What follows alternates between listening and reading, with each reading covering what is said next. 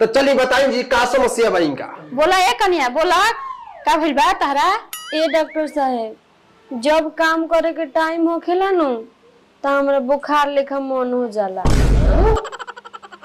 लागी मेकअप पर धुआं मरिया हो जाई, हम गोर बानी राजा कोरिया हो जाए, ई वाला बीमारी भइल इनका। बोलो बोलो बोलो बोलो जल्दी बोलो, ई वाला बीमारी भइल बा, सुख रोग एकरा कहल जाला समाज शास्त्र में। तो बताइए जी अब इनका के इलाज एक एक गो इनका के सुई दे पड़ी 4-5 दिन।